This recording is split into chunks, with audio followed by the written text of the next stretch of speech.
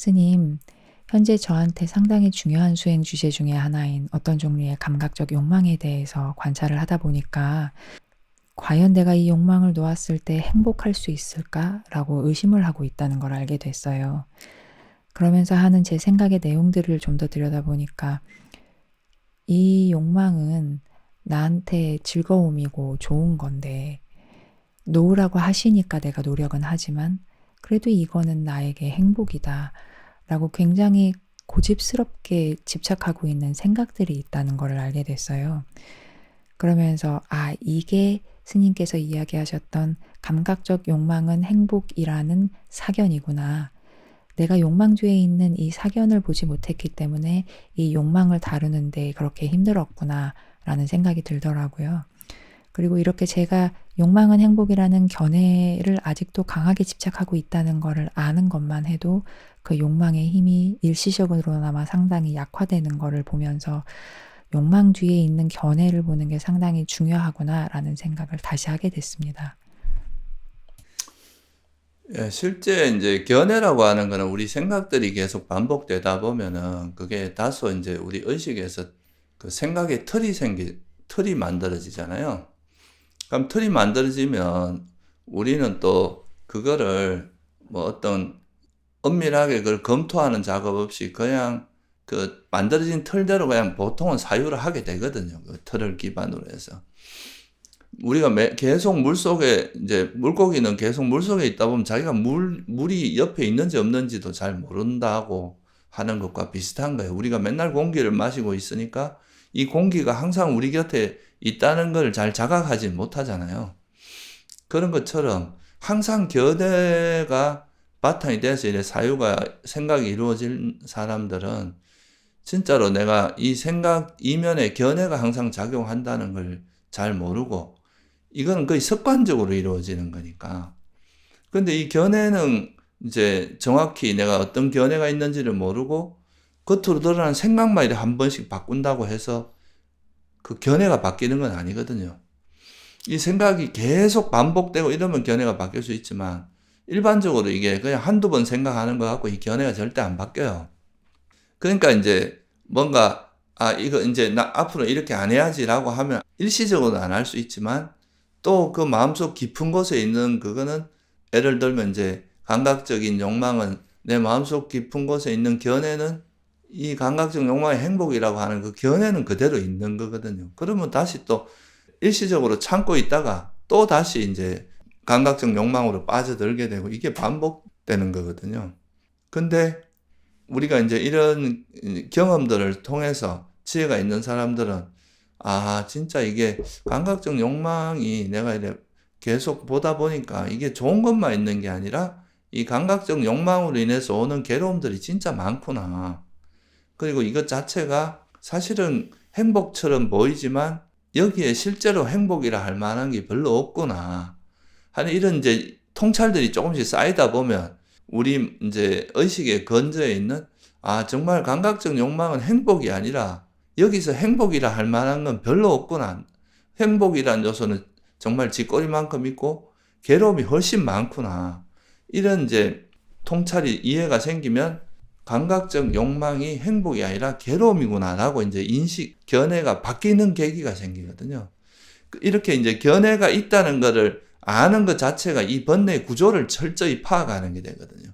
이런 견해가 생기는 이유는 내가 감각적 욕망이 사실은 괴로움인데 행복으로 보는 어리석음 때문에 생기는 거니까 결국 이 견해를 통해서 어리석음까지 명확히 볼 수 있게 된단 말이죠.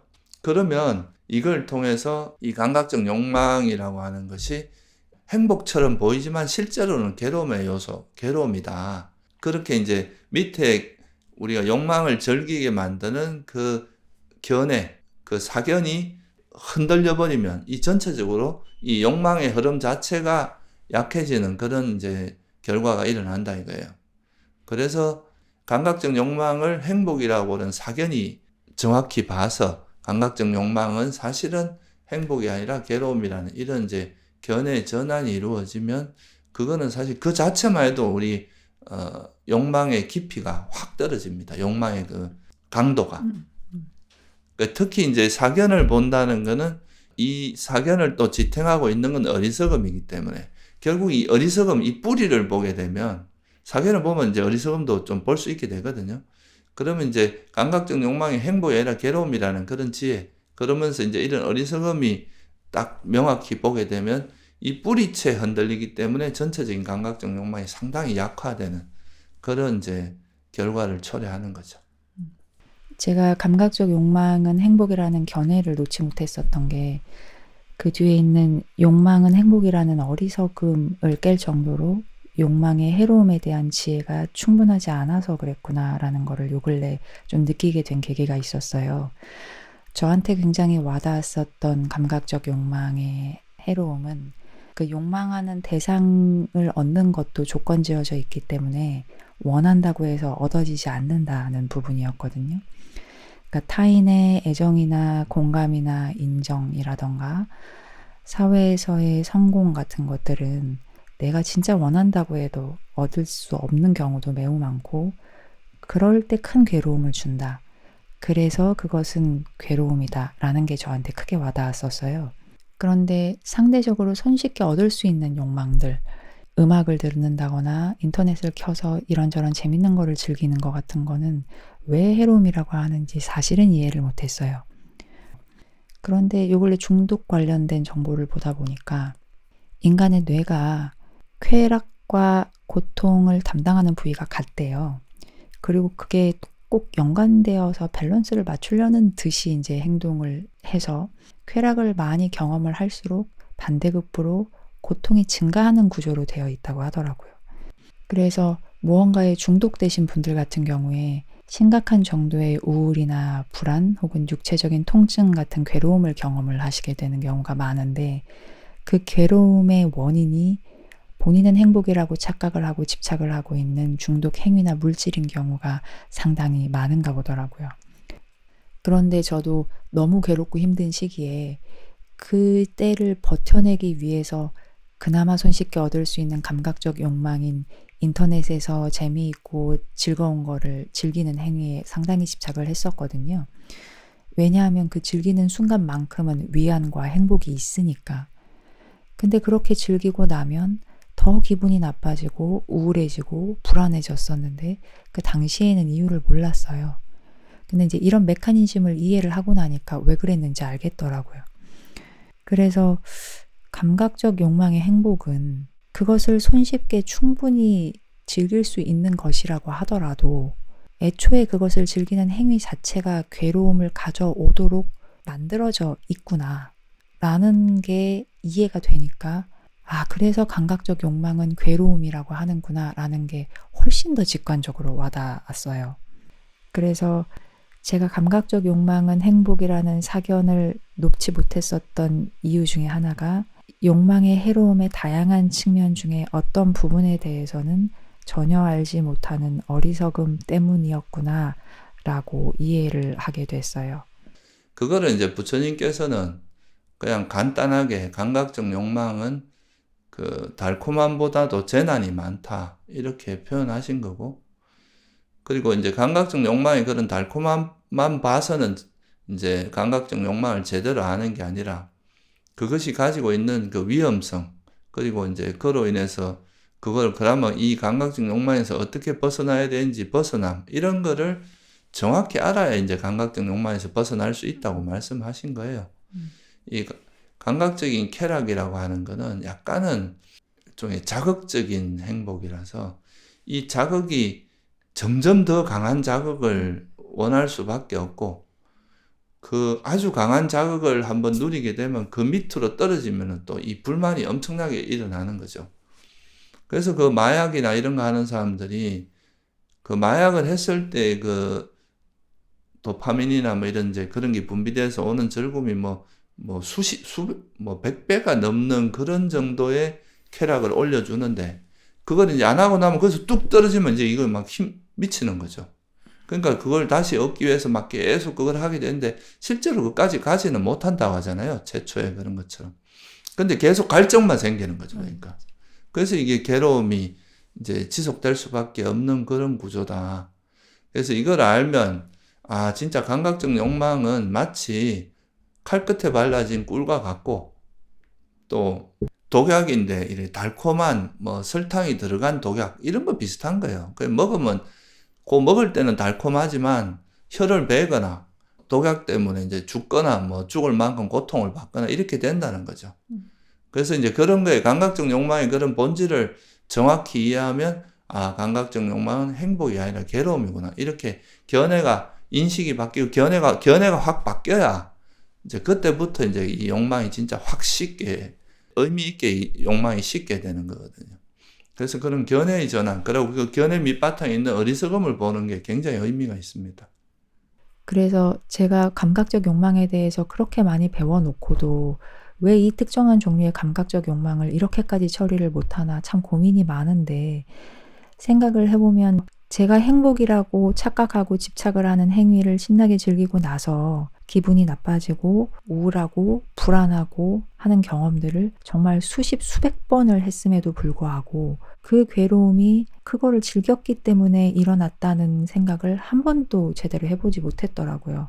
왜냐하면 감각적 욕망은 행복이라는 견해의 틀 위에서 마음이 움직이니까 꼭 블라인드 스팟처럼 바로 눈앞에서 계속 일어나고 있는 일인데 그거를 알아볼 수 있는 지혜가 아예 개발이 안 되더라고요.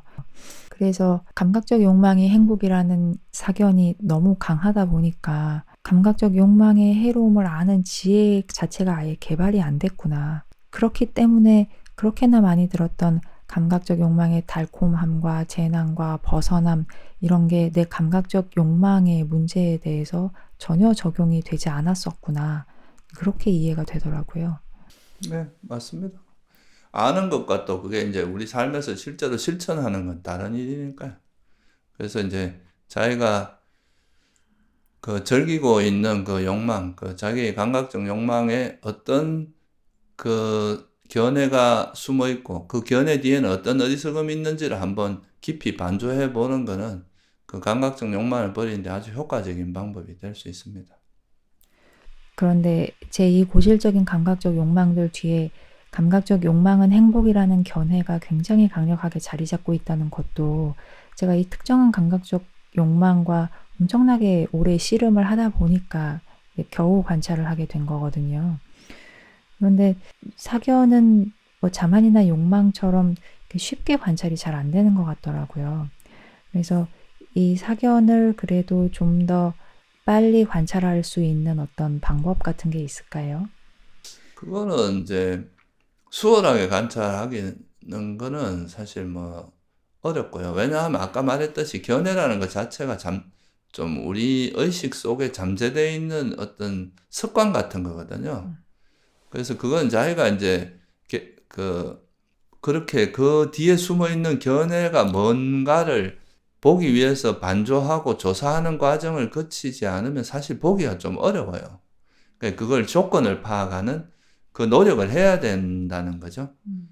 사람들은 그냥 드러난 거는 보기 쉽지만 그 드러난 것 밑에서 뿌리가 여기서 이거를 이렇게 계속 동력이 되는 그런 뿌리를 보는 게 쉽지 않기 때문에, 그래서 이제 제가 항상 욕망에서는 그 뒤에 이제 사견이 보통 함께 하게 되고 그런 사견이나 그런 욕망 밑뿌리에 어리석음이 있다는 이 부처님께서 말씀하신 이 구조를 좀 활용해서 내한테 일어나는 이런 마음이 어떤 조건에서 일어나는지 그 조건을 파악하는 그걸 통해서 우리가 이제 그런 견해를 좀 들여다볼 수 있는 계기가 되는 거거든요.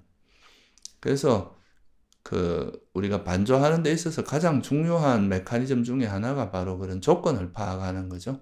내한테 일어나는 이 번뇌, 욕망의 조건, 이 욕망이 왜 일어나는지, 이 욕망의 조건이 뭔지를 파악하는 과정을 통해서 이제 그런 견해나 어리석음을 볼 수 있는 그런 계기가 되고, 이건 또 한번 그냥 뭐 가르쳐 주는 대로 그냥 공식처럼 해갖고 알긴 어렵고, 계속 자기 문제에 적용하다 보면은 아, 정말 그렇구나 하고 자기가 스스로 이제 알게 되는 그런 때가 옵니다.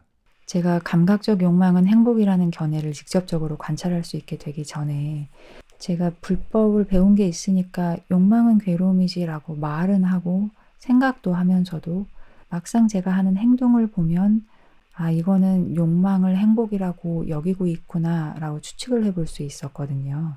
그런 것처럼 사견을 직접 관찰하기 힘들 때 본인의 말이나 생각 말고 본인이 하는 행동을 보고 그거를 미루어서 어떤 사견이 있겠거니 추측을 해보는 걸로 시작을 해봐도 괜찮을까요? 예, 그렇게 이제 처음에는 그렇게 이제 약간의 사유를 통해서 이제 접근을 하면서 실제로 자기 마음이 움직이는 걸 관찰해 나가다 보면 그 이면에 숨어 있는 그런 이제 그런 사견이나 어리석음을 명확히 볼 수 있는 그런 계기가 될 겁니다. 그러니까 굉장히 강렬한 욕망이나 성냄 뒤에 있는 모종의 견해를 발견하기 위해서 계속 마음을 쓰고 관찰을 해야 된다는 말씀이시지요? 네. 그렇죠. 특히 이제 욕망이 일어날 때는 대체로 이제 그런 견해가 좀 뒷받침되고 그 견해는 또 어리석음이 이래 서포트 해주고 이렇게 되는 거거든요. 그래서 이제 그런 우리가 수행 후에 자기한테 좀 계속 반복적으로 일어나는 그런 번뇌 같은 경우는 이 번뇌가 일어나는 원인을 명확히 조사해보는 이 과정이 되게 중요하다고 말한 이유가 거기에 있어요. 감사합니다, 스님.